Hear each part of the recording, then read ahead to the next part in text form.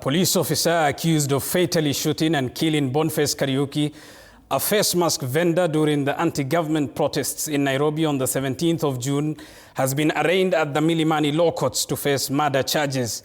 And as Quinto Wafula reports, Baraza has, however, pleaded not guilty, with the court expected to mention the case again on August 19th.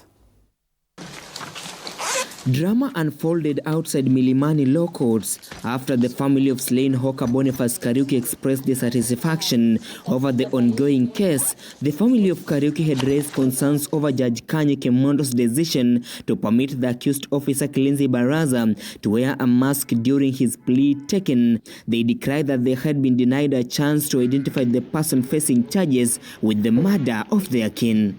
Justice Klinzy Kimondo had earlier directed that the main suspect in the murder of Boniface Kariuki undergo a mental assessment to determine his fitness to stand trial. Klinzy Baraza was brought back to the dock on Monday following confirmation from prosecution counsel Vincent Monda that the accused was mentally fit.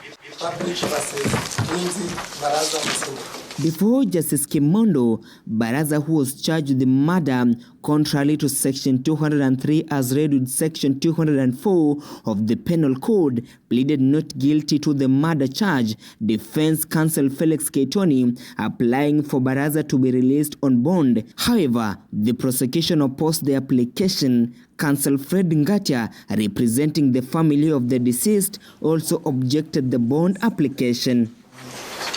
Is that true or not true? No. Justice Klinzy directed Baraza's lawyer to formally apply for bail through the Office of Director of Public Prosecutions within 7 days. The victim's counsel was also given 7 days to file their response. The case is scheduled for mention on August 19th, when the court will rule on whether to grant the bail. The victims have a right to participate in the trial, subject of course to the guidelines or any limitations that may be imposed by the trial court. As to who will have a right to speak for the victims, we shall cross that bridge. Quinto Wafula, TV 47.